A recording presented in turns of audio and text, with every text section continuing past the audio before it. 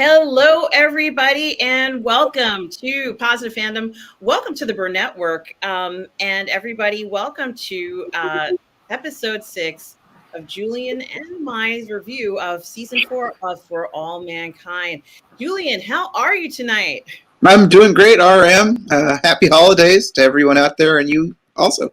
Yes, happy holidays, Julian. It is the holiday season, and I apologize to you, Julian, and everybody. I was delayed on a trip. I was away this week, so just got back literally 20 minutes ago. I arrived in the door of my house, and Julian, thank you for putting up with this. Normally, I am very on time, but this time there was a delay, so I couldn't do much with that. But I want to thank you for being so patient and understanding, guys, and everybody who will be watching this, all of you out there. And I want to say hello to Tom Jr. Jackson, and a moderator, collaborator, and good friend. Tom, you are the best.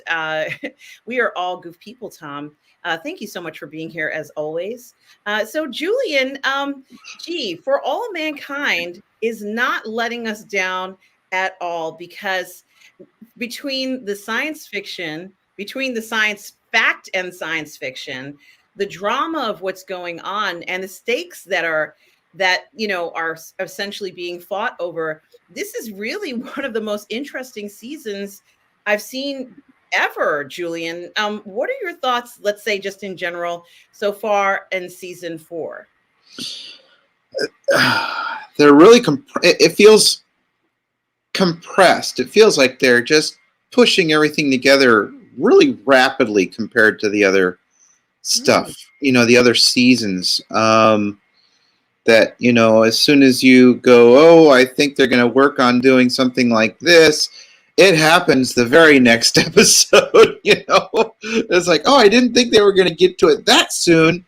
Like, we have the meeting in Leningrad, which, Margot was there, and I really did not expect her to say, I need to work with her right away. That was just out of that was crazy. That was really crazy. There's a few things that happened in this episode that, characters are going in directions that I'm not quite happy with them doing, but, that's their character. They're staying true to their character. I just don't like what they're doing. But I'm still liking the show. Yeah, I think that is really interesting what you mentioned, Julian, and certainly there's so much to talk about in this episode, and we're I guess maybe a little bit, maybe halfway or a little bit more than halfway. I can't remember how many episodes there are for the season, but what I can say is I was kind of curious. Anybody who's watching this, I don't know how many people are watching this broadcast right now, because as I said, we did start very late. The broadcast was supposed to start at 10 p.m. Eastern, and right now it's almost midnight Friday night. So I apologize about that. And I apologize to anybody who was waiting around for the show that I had to change the time. But to be honest with you, I was curious as to whether anybody knows, anybody who's watching this, whether or not there is a fanfic for All Mankind. And Julian, I was joking with you that I don't want this series to end because I'm enjoying it so much. And you'd mentioned that you believe that there's at least one more season. But I also said that if you are a person who can write fanfic for All Mankind, you've got to be a very good writer, because this is not the easiest stuff to write. And I'd have to give you credit if there's anybody out there who knows if there is a fanfic for All Mankind. I would love to hear it. Also, although I don't see anybody out here, I'd like to hear everybody's best theories of how to move asteroids, because apparently they're looking for solutions out there. And I'm just curious as to what people are saying. Also was curious, and I did ask you this question, Julian, as to whether or not the theories that they're pushing forward and talked about are theories that actually have been talked about. I'm not an astrophysicist, so I don't know anything about that. But I think it would be very interesting if they use that as well. God bless them for using what they have done, Julian. And I do want to talk about, you mentioned so many interesting things about this episode. And Julian, of course, one of the things you did predict, which was a mutiny in Happy Valley. Mutiny is about to happen on Happy Valley. And I kind of, yes, mutiny is happening. There's an uprising. I think it's really interesting, though, because the manner upon which the uprising is occurring, I'm not going to say it's solely one person, but it feels as if one of the progenitors of this uprising, one of the progenitors of encouraging, he actually says, "Don't let anybody push you around," happens to be Ed himself, which I think is really so interesting that he's in this position, Julian. Ed has been somewhat idle. We see him kind of moping around the station. Is that what you call it? Moping around. He's in his quarters, these very luxurious quarters. He's got a view of Mars out there. He's got the best view in the house, and yet he is incredibly unhappy, very uncertain. Are you surprised that Ed happens to be the person who is pushing or is involved in what I would call, I'm hoping will turn into sort of some crazy Lord of the Flies thing when Dev pulls up and, he lands on Mars, and then, he walks in there and there's like, astronauts and engineers hanging from the rafters, and, people gasping for air, and, Dev like turns the power back on. What do you think, Julian? Are you surprised at how and what Ed is doing right now? No, I'm not surprised, but I am disappointed, and it's obvious that he is in it. He is doing this for his own ends. The only reason he's doing this is because he feels that he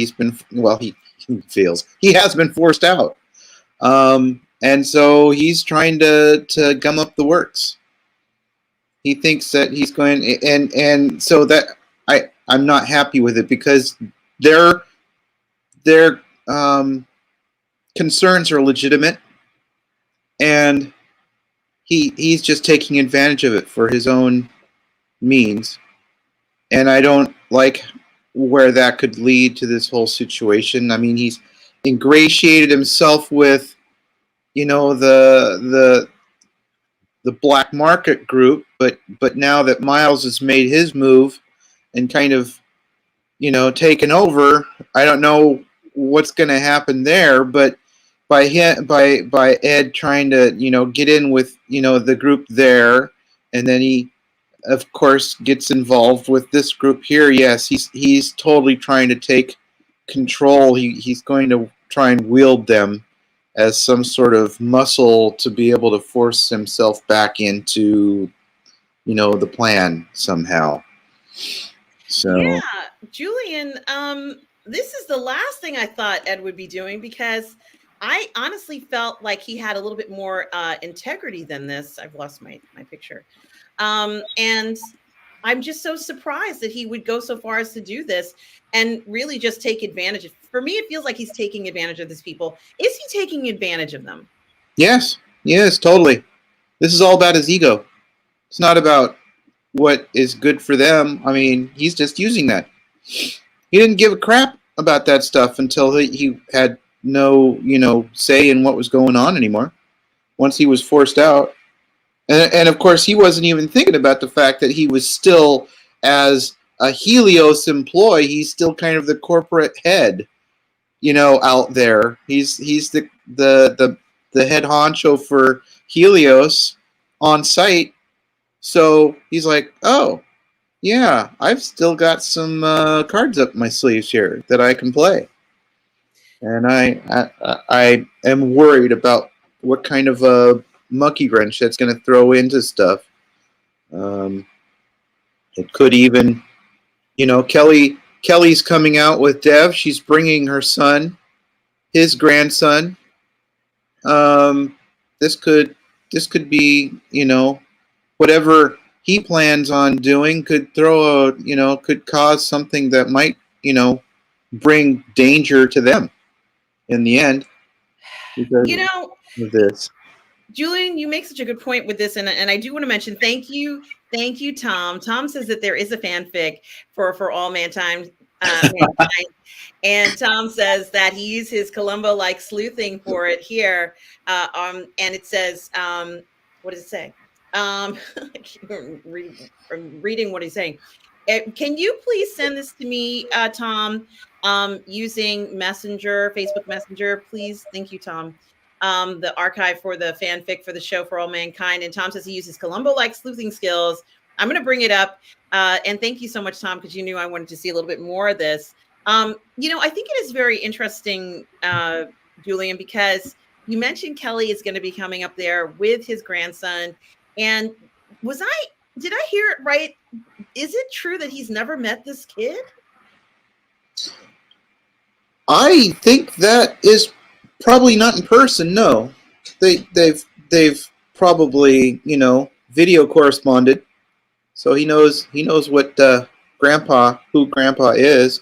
But I don't think in the interval between the two seasons. I think Ed has stayed up on Mars the whole frickin' time. Oh my gosh. Yeah, it's I didn't realize that he has become so, let's say, disconnected with Earth and earthly things. And this, it is true that they are in a very special place, but he's been able to function in this, I guess, like microcosm of a place that, really he's had free reign. And he's had a little bit of the free reign taken away from him. He's still in luxury, like he's in this beautiful room that is like the size you could fit 20 people in there. He wants for nothing. Of course, he's drinking his water out of a beaker, but it's probably ultra purified water. He's had the best of everything, all these advantages living in Happy Valley, and he's very unhappy. I think that is very interesting. And I was very nervous, Julian. I don't know how you felt, but I was very nervous seeing him kind of walk around Happy Valley and then sort of go below. And of course, he's going to go to the hangout joint / black market shanty. But, honestly, Julian, I have to wonder to myself, why did everybody they were intimidated by Ed? And I'm almost wondering whether he has a reputation, let's say, of being intimidating towards everybody else. And I don't know whether that was necessarily something that is true or not, but I got the impression you could tell they were uncomfortable when he waltzed through the door, when he pressed the button on the lower levels. I felt uncomfortable. Like even him walking around and talking to people was uncomfortable. Is there anybody who's comfortable around Ed? I don't think so. And we got earlier in the season, we saw the kind of attitude that he had towards a lot of the lower, lower level, the lower strata Helios employees. It was, they had an issue. Miles had an issue, and it was kind of like tough shit. That's the way it is. And so if he has that attitude towards all of them, because he's essentially executive level and they're not, and so that's kind of the way they see him. And now suddenly he deigns to come in the area where they've probably never seen him before. It's like, what is he doing down here? Why is he down here? What's up? Why is he down here? Is he gonna, close shop? Because they know they're not supposed to have that place there. And so, yeah, and they all know that he's been grounded. So there's kind of that too. They're like, man, he's been grounded for whatever, we don't know why, but I wouldn't be surprised if there's been some rumors about his shaky hand. So that's got to be uncomfortable. They're looking at this guy who used to be cock of the walk, and now he's no longer the XO of the base, and he's no longer in flight status. So that's got to be odd. Yeah, it's definitely odd. Nice.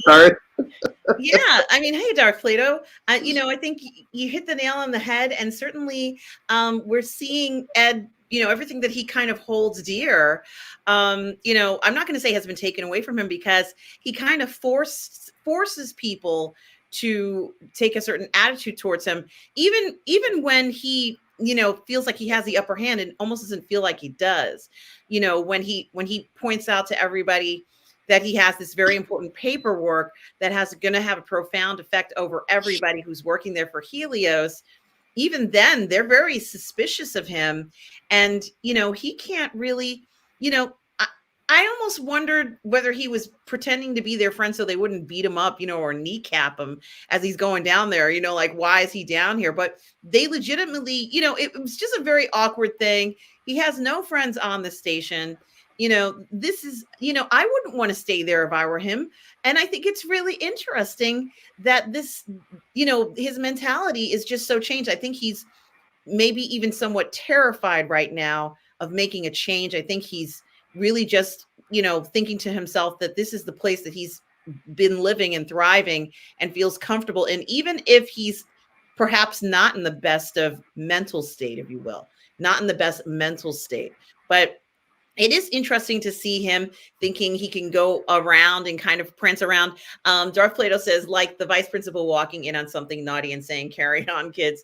He goes into the as I call it, the black market shanty / whatever it is, speaks to Ilya and talks to Ilya as if, he's his best friend. And even Ilya, who's a kind of go with the flow kind of guy, is uncomfortable. I thought nothing could rattle him, but this is an episode where Ilya shows a very different side of himself, a side we haven't seen of Ilya before, what I like to call, the OG side. But he tried to best Cole, Miles. Yeah, I think it's Miles Cole. I always get his name incorrect. He tried to best that man. But what I really liked about, and I'm kind of jumping all around the place, Julian, because I apologize for that. But what I kind of liked about this Ilya Miles situation, Milos, she calls him Milos. Yeah. Is how Ilya tries to go, old school OG on Milos. But Milos is like, I don't think so, mister. It's like, because Milos has to be as tough as nails working on that oil rig. It's not really kind of place that you can work on and, not have, a very strong exterior and take some punches and roll with it. He said that working on that oil rig was some of the best months of his life. So I have to wonder, what his measurement of toughness is. And we did see some really interesting things. First thing I want to say is that Ilya doesn't like to have anybody tell him, no, I'm going to go ahead and do whatever I want. And somebody, Julian, you and I both know that in the last episode, somebody sent Ilya the product in that paper that was wrapped with the Mars jewelry. We know that was the truth. The question is, who was it? I kind of think I know who it was. And I think it was his friend, the girl, who was kind of like, I don't want to collect the rocks. Is that all you can think of? I think it was her. Do you think it was done deliberately to cause problems between Miles and Ilya? No, I don't. I think, this was stuff that was coming from Earth. And I think it was an unexpected thing that happened. And somebody back on Earth's side wrapped stuff that was just, being used as ad. It is kind of funny that it's like a newspaper. Really? There's still, yeah, we still have newspapers, but how often do we see ads in newspapers like that? I was like, oh, well, that's kind of interesting. It's almost like they grabbed the Sunday funnies, and started wrapping stuff up with it. But I think I don't necessarily think that it was that it was premeditated. I think it was a coincidence that it happened. Well, it's an unhappy coincidence, Julian, and it certainly has caused some problems. But I have a feeling that Ilya might have also been told by somebody what's been going on too, and he does not like this. There's something about what Milos is doing. It's very lucrative, very profitable, but he doesn't like that he's doing this. And we see one of the saddest scenes I've ever seen. Essentially, this was it felt very prison like, I'm not even going to say like the shower scene, like the group shower scenes, nothing like that. This was more like, they send you down to the laundry in the prison, and he's rolling in with his bucket of Mars gems, soon to be Mars gems. And he's speaking to one of the ladies, I think her name was Fiza, and he says, I'm going to need you to transport this. And she's like, we can't work with you anymore. And he's like, say what? Yeah. And then, but I was shocked, Julian, that Ilya ordered, him to be roughhoused. Why would Ilya do that to Milos? Look, Ilya has warned him. He told him repeatedly, don't make waves. Don't stick your head out where somebody can see what's going on. And we have to remember, he's coming from the Soviet Union, where if you got caught doing that stuff, not good. Two possible things happen here. Either the policeman who finds out you're doing it is gonna, ask for some back end to make sure that you don't, to cover so that he can get a little bit of extra rubles in his pocket. Well, to say, oh, well, I'll make sure that you don't get caught, or else you're gonna get whopped, right? So he's already seen another partner before him, who was the senior partner on the moon, get taken in and prosecuted for what he was doing. So he has no interest. He's keeping his head down. He's doing exactly what his instincts and what his training has told him. His history of doing this is like, this is how you do it to be safe. You have to be safe. And Miles is, in a way, that's a little bit of they set this whole thing up that he's, strapped for cash and is being pressured, that he's like feeling that's the only way that he's going to make good with his wife and the kids. And then she's like, oh, I moved to this place and we got this big old place, and he's feeling the pressure for that. But we saw that he was making lots of money. And we saw that he was doing good. I think that's one weakness in the story for me, is that they didn't show why he would continue. He's been doing good and a lot better than he had any right to believe that he would have been making if he was, just doing his job for Helios. So for him to get greedy like this, I don't understand his motivation for forcing the situation. He should have backed off, or maybe that's part of the problem. Maybe when Ilya sent this guy to tell him you're not doing this anymore, you're out, maybe it should have been, if you don't stop now, you are out. But Miles was like really upset that the guy laid hands on him, put his hands up on his throat and threatened to strangle the life out of him, and he wasn't happy with that. And at that point, he was like, "No, game on. We're done with this relationship." And so both of them did not handle the situation very well. But I think it would have been interesting to see what he would have been done if he had been given the situation a little bit differently, right? The ultimatum a little bit differently, but then again, he was told don't do it, and he did go ahead and do it. And so I think Ilya was like, no, he wasn't going to give him a chance to just stop it. He could have said, nope, no more. I saw that you did. Enjoy what you got, but we can't risk this anymore. And he didn't do that. And maybe, I don't know, maybe did he find evidence of that before before Ed came down to the bar? It was like last episode, wasn't it? Did he? You mean evidence of the Uh, gemstones? yeah. It was the last episode, yes. And Okay. So perhaps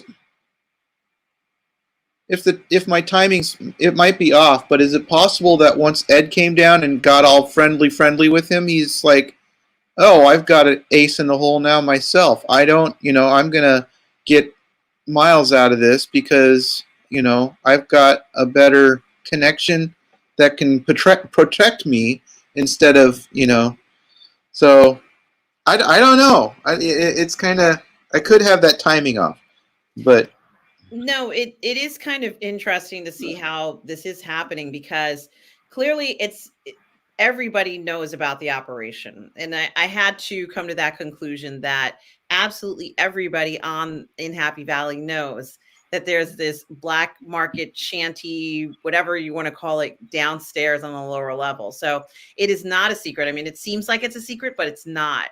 So it's the third area of the let's say the station, the underground, the red light district, whatever you want to call it. It's down there. And I think that what was shocking was seeing Miles get choked. I mean, they didn't necessarily that guy Petros could have killed Miles, and I'm a little surprised he didn't do it.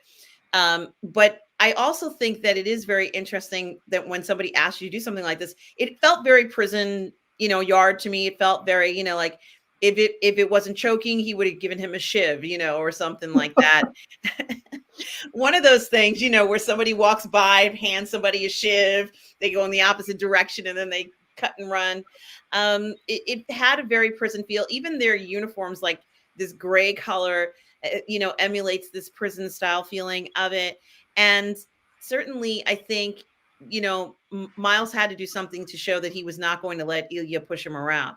And this is something else, or might be another side to Miles. While this might be an extreme version of it, I fantasize of seeing, sort of like the 2001, space thing where somebody gets spaced, if you will. You're out there, someone cuts your line, you can't get back in, that sort of thing happening, which I guess might happen. But I think it was very interesting to see them both go OG, original gangster style on Happy Valley. So, but I also think it's very interesting that we saw a reversal of fortune or a reversal of power that I didn't think Miles was going to do, but apparently he has. Julian, has Miles taken over the shanty? I think he has. He kind of told Ilya, "You're out." he's sided. He's brought the North Koreans in on this. And see, Miles must be pretty comfortable in using, the network. The problem is most of the network on ground side was set up by Ilya. So how is he going to flex that? He doesn't have that relationship with them, and all Ilya has to do is contact them and say, this guy's, muscling in, So I don't reckon, I'm not exactly sure how he's going to be able to keep up his end of the bargain with the North Koreans, whatever it is that he's bargained. All we know is that, Kim was trying to get his wife up there. Yeah. Let's see if they can do this. And I think, with all the changes, the sudden change in interest in Happy Valley, it might propose the opportunity of getting her there. And I'm going to say, getting her there under, let's say, it's all under false pretense, but this would be even under more of a false pretense to get her, to get her, I see it, to get her up there, in this manner, and certainly will be the envy of everyone if they knew she was there. But they're all are going to know, but they're not going to be able to go ahead and talk about it, Julian, but just to be envious towards him, and that will create a great level of resentment. towards everybody up there, who practically all these guys are married. There's going to be a huge amount of resentment. There's going to be a huge amount of, why can't our families be here? Especially when Kelly shows up with her son. They're really going to be angry. Why does she get to bring her son? It's going to be grievance after grievance after grievance after grievance. I mean, I would not want to be shop steward in this group, because the grievances are just so off the charts that after unionization, these guys are not even going to get any work done. And that's essentially what the biggest fear is, that there will be a full shutdown. Danielle did not like Ed's attitude, as he had said, well, you really need these guys to do the work. And if you can't get them together, you're going to have a big problem. And I think that was an excellent foreshadowing of what we're essentially going to see, or kind of have seen, done so remarkably, but very much instigated by Ed, who feels that he, can go ahead and step in and kind of cause an issue. He's still getting a paycheck. He's still getting the advantages they're not getting, but he fully discloses information that he's not supposed to them. But I wouldn't be surprised if they could get a copy of the contract anyway. Let's just see how this plays out for him. As I said, I am hoping for this Lord of the Flies scenario. But I also think what's really interesting too is, I predict that Ed is not going to be able to stay on the station. I think they're going to remove him. I think he, has now played both sides, if you will. And, he's not ever going to be, a grunt. He's not going to be, as you said, he's an executive. So he can't necessarily say that he's, like when they take over, he can't go ahead and say, yeah, I helped you guys. I'm the one who gave you the paper to do it. Like, I don't think they're going to necessarily fall in line and have his back. Do you think these guys will have his back when the operation shuts down, Julian? Frankly, I really don't know. Since why they're the ones who need to be worrying about him having their back, because he's only using them. So that's where my concern is. You think he's gonna like turn on them? He's only using them. He hasn't given thought at all until this very moment about their situation. It's been tough shit. While he sits there eating up in the mess hall, getting the good food in the cafeteria with all the other, high level, the astronauts and the scientists and stuff like that, while Helios employees serve them, in the cafeteria, he hasn't been concerned about that at all. So no, they have to worry about him turning his back on them after he gets what he wants. So there's that. And I was just thinking about the North Korean situation too, is that many of them, because we're talking about North Korea, for crying out loud, they're probably, some of them now, once they started, getting some of those black market supplies, they're like, I kind of like this. They're getting stuff. They're getting to live life better than they probably were living it back in North Korea.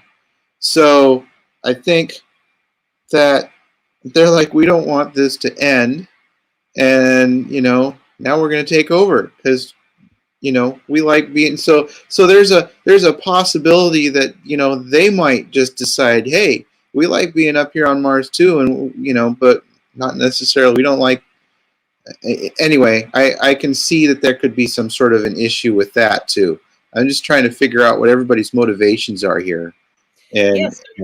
Yeah. You make such a good point, Julian, because clearly they are getting, from their point of view, this is unbelievable. They don't ever want to leave the situation. And he wants to bring his wife there, probably because it's probably a freer environment than where they live on Earth. I think it is a very interesting interpretation for him. And certainly his whole life is so different, at least being on the station. I'd like to imagine that when Danielle and the Russian guy picked him up from his capsule and brought him to Happy Valley for the first time, that he was just so impressed with things. And we did see in a few episodes where they're teaching him different things. And it's actually, like he looks like he's enjoying himself, just like any other, let's say astronaut who was up there. And then, of course, once we see the progression years later, now he's under the watchful eye again, and he can't express himself or be a normal person, so to speak. But I do think, Julian, that if, and I kind of have this picture of the two guys up there who, Miles is kind of, really deep into all of this now. I don't think Miles would want to strike, because if there's a strike or something, then the black market operation shuts down. So he wouldn't support that. He knows what it would mean for a strike. He knows what it would mean if there's a union and that there's more governance around and there's more eyes on what's happening. Will his market be shut down before it even starts, before he can take full ownership? And before this happens, because right now they're about to have this mutiny. How do you think that's going to affect Miles? Well, actually, if memory serves, oftentimes, at least in our Earth history, black markets have thrived while situations have gotten tighter. So, a strike, I don't know if that necessarily. You're right about perhaps bringing more, more eyeballs onto the situation, a little bit more pressure of observation, but I don't know if it would necessarily be detrimental to his operation. I just don't think he's quite set up. He's busting in there and taking over the situation, but I don't think he's as secure in the situation as he thinks he is. So he's kind of weak at the moment, but I think he doesn't realize it. He thinks that he's got the upper hand because he's got the Koreans, muscling in with him. And yeah, it's a really weird situation that could happen here. And of course, in the meantime, I don't know. Are we supposed to understand that Dev and Kelly are on their way already? That they're on en route to Mars at this moment? I think so, because of that little excerpt where she says you're finally going to get a chance to meet your grandson. And I almost have a feeling that they are en route to them. And certainly, Julian, Darth Plato talks about here, Ed has an angle. He'll move on Danielle. Ed will make himself indispensable to Dev somehow. When Dev arrives, I suppose, be the person who can negotiate with these ungrateful Helios employees, and then make a sweet deal for himself, and maybe even negotiate Danielle out of there. So who knows what's going to happen? But certainly, Helios is in a fantastic situation regardless, Julian, because we see a situation where all of a sudden Helios is in the forefront. As we were looking at last week, Alita is now in Moscow with the head of Leningrad, NASA. actually. Pardon me, Leningrad, with the head of NASA, and Ariana, I think it's her name, talking about how this mission is going to happen, this asteroid mission, which Alita, so graciously says with an incredibly cool demeanor that will cost $3 trillion. I guessed it was 1 trillion, but I knew it was going to be a lot. Julian, I mean, there were a lot of technical terms. And guys, if any of you in the chat who is watching this right now or in the future, listen to all these technical terms, I know a few technical writers. Are any of these theories actual theories? I'm just curious. I imagine so. Julian, you and I did mention this already. But it must be fun to kind of even talk about these theories in real life. But I'm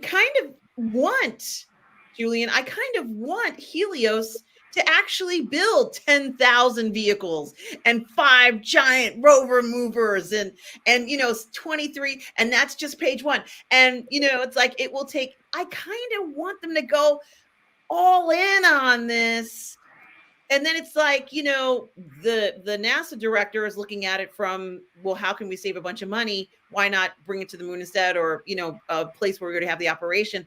And I'm like, why did you have to come up with, oh man, this would have been great. This would have been like, you know, the new like, it just would have been so amazing. There would have been apartment buildings up there, Julian. I mean, this would have been, you know, there would have been, Disney would have showed up. This would have been like, this would have been like, spend your Disney vacation on Mars. Like, it just would have been amazing. And they just dashed all my dreams, all my thoughts and hopes for this down the drain.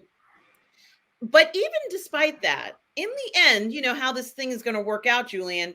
I think they will jettison those little dog robots to the asteroid itself. This is what I think is going to happen.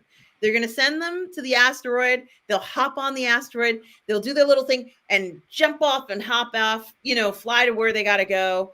I think they're going to be much more kind of like capable of being little machines and maybe even craft themselves, being spaceships themselves. That's my theory. Um, what do you think, Julian? Would you have loved to have seen, you know, maybe we will in the future, you know, Helios go all in with this incredible amount of, you know, this incredible project that almost it's imaginable, but almost impossible. Well, you know, Helios was going to benefit from this either way. You know, whether they captured it in Mars orbit or captured it before that and try and move it back to Earth orbit, where, you know, I imagine they would try and park it in some sort of a Lagrange orbit, a Lagrange spot where it would be kind of like stable, and they'd be able to set up their mining situation there. With it being in orbit around Earth, it does make it a lot cheaper. So a lot of the, you know, that would reduce the cost significantly. I don't know how much significantly, but it's an awful lot less of stuff that they'd have to do. I don't know. I mean, I imagine that they would bring a bunch of the, you know, Helios employees back from Mars to work the mine there, or maybe they'd just strand them out there for other duties and hire more people to work that are already there on Earth, which would cause more frustration for our group on Mars. Yeah, I'm pretty sure that the Russians and the Americans are trying to figure out how to come up with some sort of a plan for the rest of the you know, I can't remember what they call the group, but they're to form some sort of a consortium, perhaps say, you know, you put this X amount, you know, percentage of you know, resources into capturing this, and you will get X percentage of, you know, return off of, you know, profit. So, you know, hopefully that's the kind of thing that they're going to work out with them to try and distribute the cost more over everybody who's involved. You know, that's what they're trying to do, because both Russia and the U.S. are like looking at this going, if we foot the bill for this, you know, between the two of us, we're going to weaken ourselves so much. We're not going to be able to compete with each other. And apparently, Julian, if we're going to be talking about stakes this high, we need to have champagne flutes in our hands, because this is just going for broke. Like, this is like, we're throwing everything we have in this, all of our resources, all the top mines, pretty much everything. People will starve for generations on Earth because of this, because every single bit of energy and effort is all going towards this mission.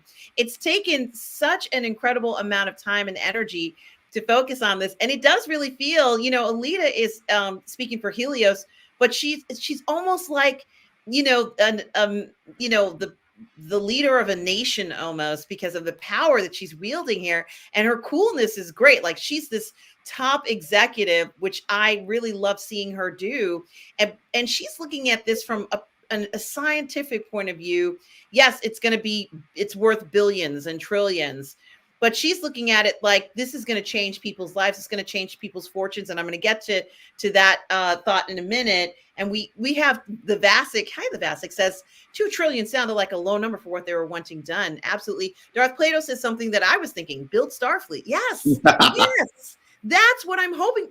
How did you know? That's what I'm hoping for. Something fun like that. And you can't help but think of that because this seems like this would be something that would be happening. Darth Plato says Helios becomes the new Dutch East India company. I say they're going to bring back moon miners. It's going to be moon miners too on the rocks, right? These asteroids on the rocks. You know, they're going to bring back that reality show. They even talked about how those guys wanted to create a union and how that was a failure. So we already know that this moon mining thing, I'm still waiting for that reality show. I've been looking for it everywhere, Julian, on the internet, the bootleg copy of Moon Miners. I guess it's not in syndication anymore, so you can't find it anywhere, but I'm looking for that, you know, TV show somewhere. I wish somebody would make a parody of it or something. And I do want to remind everybody, guys, to please subscribe to Tom Jr. Jackson's YouTube channel. He's the moderator, collaborator, and good friend. Certainly do go ahead and support Tom's channel. He's got so many great reviews on there, guys. You are going to love them.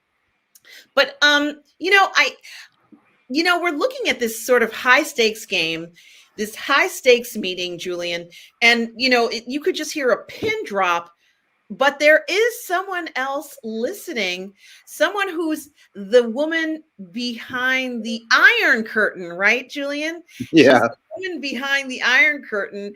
Our ever-present and favorite Margot certainly is there. She's actually a huge part of this meeting. She's a huge part of this. This is like something out of Oz, you know, like, you know, this is what a crazy setup. And I think that this might be what pushed Margot over the edge in regards to enough is enough is enough. I can't go on. I can't take this anymore. I've got to get from behind this curtain. I'm not going to stand behind anymore. I let the chips fall where they may. You guys can, I just don't even care anymore. And were you not surprised, Julian, when you saw that, you know, speech that they forced her to give? She almost had to give this speech. She couldn't say, I had to do this because they forced me or coerced me into it. She couldn't do any of that, but she was able to tell Alita. Alita was thrilled to see Margot and then not thrilled. What do you think the future is going to be between these two ladies? Because it ain't over, is it?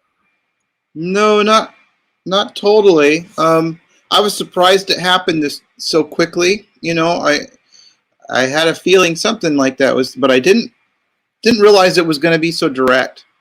And so I'll admit, man, I got a little teary when Alita, you know, rushed over to her and hugged her, and she's like, "You're alive."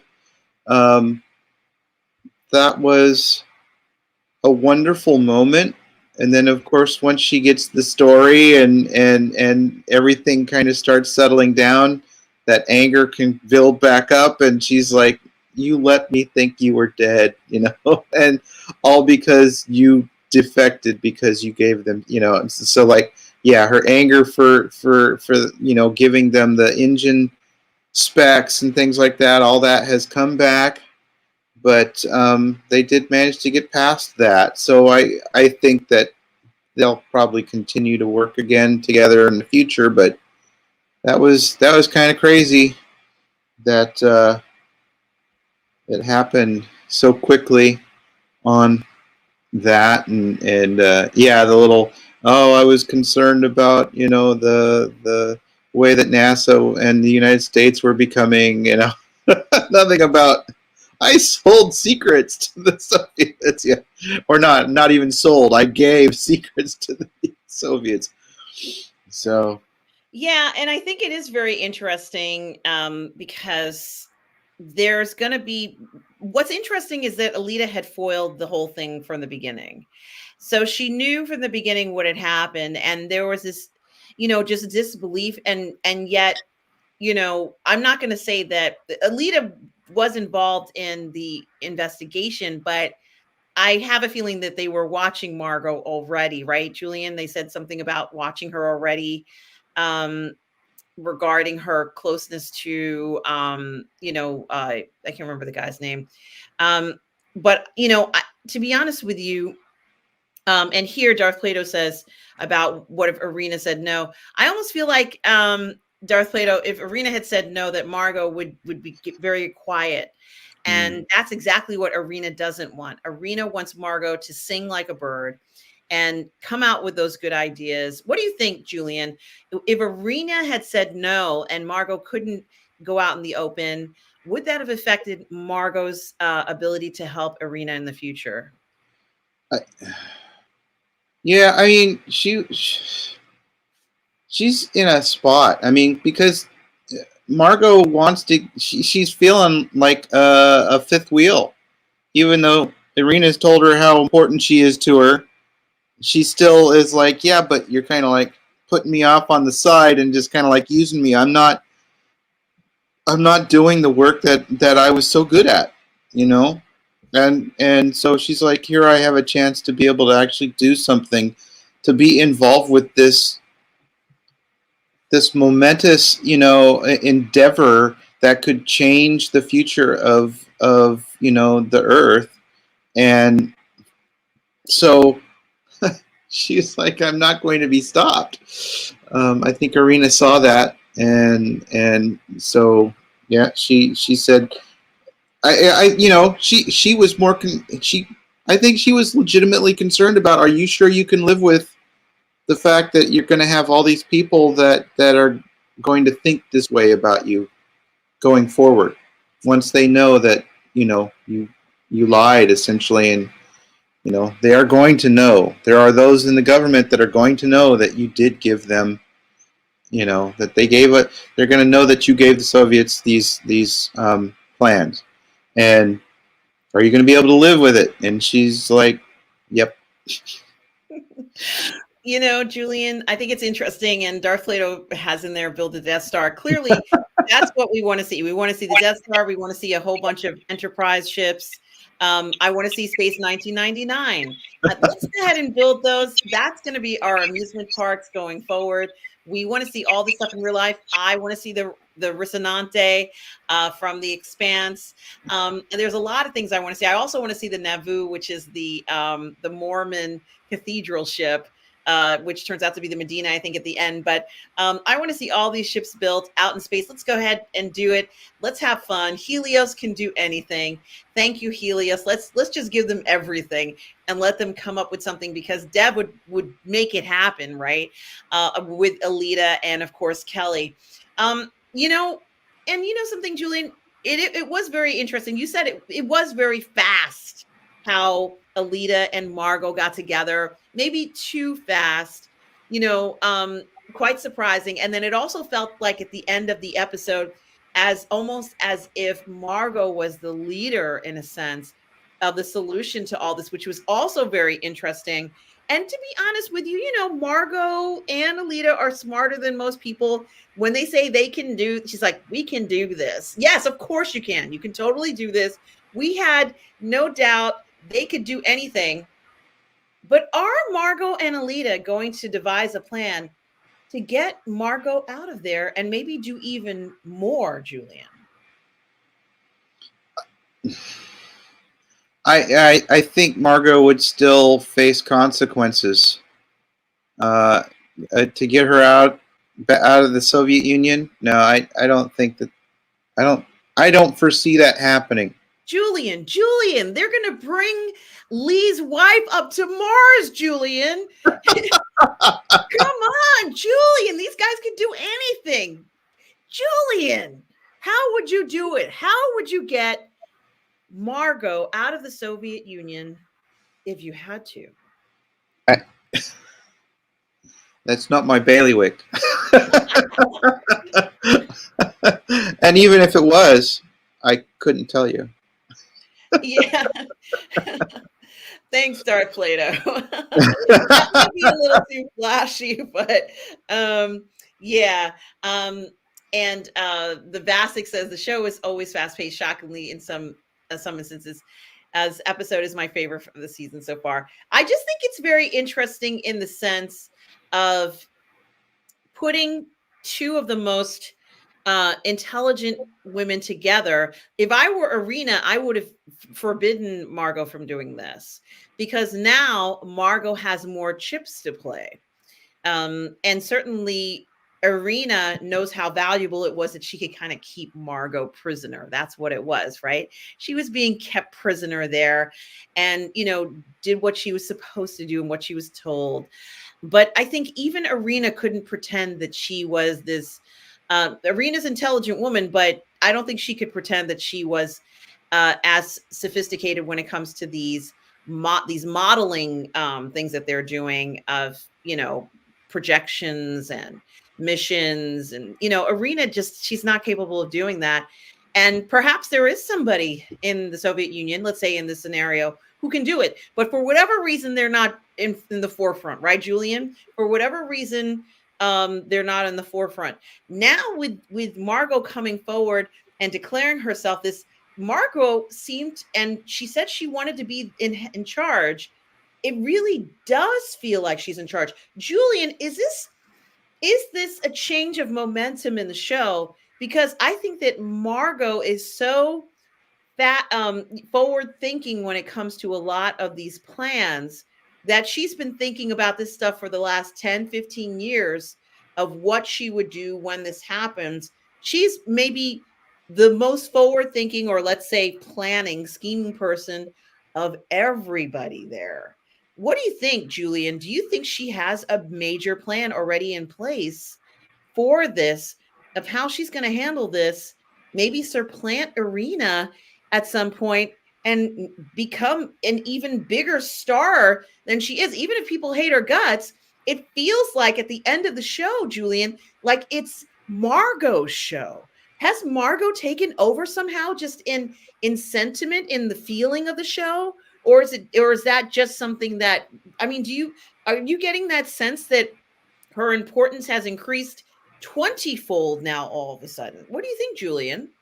Well, there's something to be said for, because she made her play for, she proved that, we can figure this out. And if we can figure this out, and she said, well, why are you doing this? What do you really want? What are you going for? And she said, I want to be in charge of getting Goldilocks. I want to be in charge of that, because, at least from the Soviet end, she's like, because that gets her back in to, the play. It gets her back in to being involved with that expansion, going out and exploring and using their know-how to exploit the resources that they've been needing, that they want to get. And in the end result, I don't know exactly how this becomes such a horn of plenty for future generations. Exactly, it seems like it's just more of something that the people in charge are going to control and make money off of. So I don't know how it really benefits all of mankind.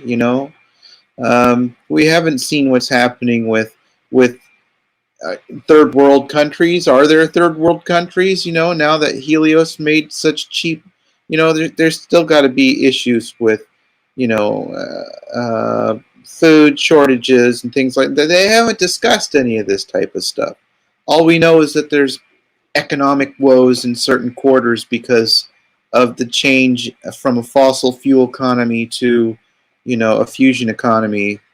So what else is happening on Earth that could, affect what's going? It's not something that they've really decided to let us, other than when they do little snippets, those news things to let us know what's happening in between series, that type, or seasons rather. So I'm curious if it really is going to be that great. But in the short run, she's getting herself into a position where she finally wants to be back in kind of control. And Irina knows that having her there, because she is somebody who can, fulfill, when she says, I have a problem, she works the problem. She figures it out. Now, I think that eventually Margot is going to once again run into the wall of the Soviet government, the bureaucracy, and she's going to run up against the Niet. You can't do that, so we can't do it. We're not going to do it, and don't make waves about it.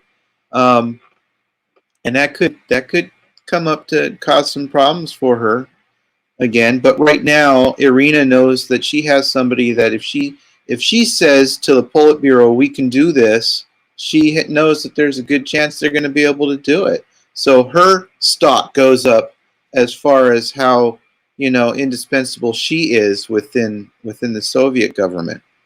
So I think she realizes how important Margot is to her. Yeah, and I think it is also very interesting in the sense that I do firmly believe that Margot, although she did get swindled into this situation, they really gave it to her good by creating a scenario where she had no choice but to go over to Russia. I think that she might be able to work out something where she doesn't have to stay there anymore. Now, I'm not quite sure whether it'll be because she's in Happy Valley. She hasn't expressed any interest in doing anything like that, but I don't know what the future is going to hold for her. I don't necessarily want her to stay there if she doesn't want to. If she still has to work for them, then she works for them. But I feel almost as if this is the beginning of her breaking away from this level of control that they've had over her. Now, I don't know what's going to happen. Maybe she'll end up in a prison somewhere. Who knows? I mean, she's ended up in a prison before, so she already knows what that's like and what can happen. But she's certainly going to. I think that if Helios could offer her something, a more attractive offer, and she could take it, I think Margot would take it. I think if Helios gave her a position that's even stronger than the one that she can have while being in Russia, she would take it. She could say, I have to be up there. I have to be up there to make sure it's all going right. I have to make sure, right? Like, I have to be there. And I think that things Darth Plato. Thank you so much, Darth Plato. Yes, I think, it's going to turn into something that is more conducive for Margot and be more advantageous. I believe that Alita does not want Margot to stay there, even though she's angry at her. I think that she's going to do everything she can to get Margot out. I'm just purely speculating, but I think it would be very interesting if they could do something like that, Julian. And I also am going to say that I'm glad that Margot is out in the open, even though it's cost her a lot. It can't be any worse than the 10 or 15 years she's been in this prison, Julian. It cannot be any worse than that. She was almost like she didn't even exist for that amount of time. And that I think is what, I don't know how she survived that. I don't know how she survived that, Julian. And, I just hope she never finds herself in that kind of situation again. That's why I want her to break away from this situation that she's in. So, Julian, any other thoughts about the episode or things that we haven't discussed that you want to talk about before we end the show tonight? So it sounds like you feel like Margot's character arc is eventually going to put her up in space. Do you think? I think she has to be at a place where she cannot be controlled as she is now. Earth is not a good site for her, but fortunately there are other options now. There's the moon or Mars or on a spaceship. And I think Margot needs to get as far away from the Earth as possible. She should have hitched a ride with Dev. It's really too bad that she hasn't been able to do that, but she needs to get away from a lot of these players who are not going to look at her in a favorable light. Helios can do whatever it wants to as long as it benefits Helios. And if having Margot on their team can do that, I think that Helios would be a much more attractive offer to her, even if she's up there under the guise of Russia. She could be like the Koreans who are under the guise of this country, but while they're in Mars, you know what happens in Mars stays in Mars, Julian. Most of the Right? time, unless you're a Soviet astronaut who accidentally pushed the wrong guy. Yeah, I mean, like we said, when the lights are turned off and the shower is running, just don't drop the soap. Margot cannot afford to drop the soap again. So there is that. But I do think it is very interesting looking at how all this is playing out. We may also find a circumstance. Now, Darth Vader is saying that she's unhireable, but Darth Vader, remember, we may also see a circumstance where the truth about what's happened to Margot may be revealed. So if that were to come out, that's also a consideration where she could be, if people do think she is guilty of something, to find out what's actually happened to her, even though she did, kind of give up something and she could have said no. People might have a different point of view of it once they realize what was at stake. She feels she's done the right thing, and she doesn't want to get anybody killed, and circumstances like that. So Alita is not ever going to forgive her for that. And that's rightfully so. You can't forgive somebody for something like that. But, it is very interesting. I have a feeling that Sergei, that's the guy's name, Sergei, might come out of the woodwork in that situation too. But it might be something that Margot never wants to talk about ever again. So, but it certainly is interesting, Julian. A lot of politics when it comes to making plans about outer space and space travel and mining. But I really want to see another season of Moon Miners too. I want to see that, the asteroid field or whatever, wherever they'll station it, because it's going to be great. Maybe it won't be Moon Miners, it'll be asteroid miners too, in the asteroid field.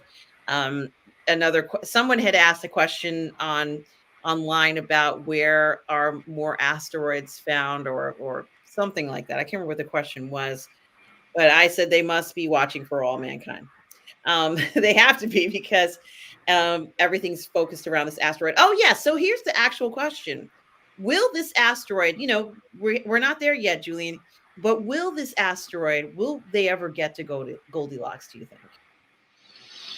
Yeah, I think part of our denouement at the end of the season is going to be, either getting it into position or at least getting. Yeah, I think they're going to get there and start moving it, and I still think that the relevant the big problem at the end of the season is going to be having to do with that asteroid, and maybe they're going to accidentally push it too far, or something's going to happen. It's going to be threatening to crash into something, and we're going to have to figure it out at the last minute. People are going to die. It's going to be awful. So I'm sure something like that is going to happen. Yeah, it'll be very scary. There's going to be a lot of trauma. This was the question. It said, what do most asteroids orbit? And it's the sun. And they had said most asteroids orbit the sun in orbits between Mars and Jupiter. Certainly, there are plenty of more asteroids out there. I think it would be very interesting. And yes, Vasek says yes, which will hopefully be the time jump for another season. Yes, the time jump. We don't know what's going to happen to the Soviet Union in this alternate reality, right? So perhaps things will change in that country as well going forward. Yes, Vasek, according to Julian, you did tell me that there's at least one more season, right, Julian? I think I heard that somewhere, that there was at least one more season in the works. Well, I have to say I am enjoying this season tremendously, Julian, and I can't get enough of it. I didn't know I was going to be able to make it for the show. It's the middle. What am I saying? It's 1:00 in the morning almost. I was so excited to talk about the show that I did not want to skip tonight's broadcast of the show. And I'm glad I didn't, but I do have to go because I've been on the road for several hours. And Julian, I want to thank you again for putting up with the lateness. As you guys know, I was traveling and I literally got home about 15 minutes before we started the show. So Julian, thank you again. And thank you to everybody there, as well as Tom Jr. Jackson, for putting up with that. Julian, final thoughts on this episode. Well, they just keep on doing some banger episodes. Our characters are behaving mostly the way that we would expect them to behave, and it's setting up for a very interesting collisions, you might say. Who knows? Maybe the asteroid's going to crash into the moon. Maybe he's going to destroy the Happy Valley or the Soviet mining place. Who knows? Yeah, it's gonna be it's gonna be probably cataclysmic, and there's gonna be collisions and all sorts of reverbs and variables that they did not think about going forward. So, Julian, this is so exciting to see this for all mankind, and it's incredible season so far that has not let us down. Yeah, let's see what happens. As I said, I predicted it's going to be a Lord of the Flies incident, but maybe it will be something different. Maybe these guys will actually get what they're hoping for from Helios. And let's see. Hopefully, the next episode or 2 episodes, we'll see Dev and Kelly arrive on the station. And I certainly do want to see that, Julian, soon going forward. Julian, where can people find you? They can find me right here on the Burnettwork and on Positive Fandom. They can find me on Facebook and Instagram. Excellent, guys. And of course, you guys know you can find me on Positive Fandom and on the Burnettwork as well. Tom G. Jackson, thank you so much for helping me tonight. We are all good people. And to everybody out there, the Vasic, Darth Plato as well. And guys who are watching this on the replay, thank you so much for the support here. And Daniel Berry Sports Highlights, who's also here tonight.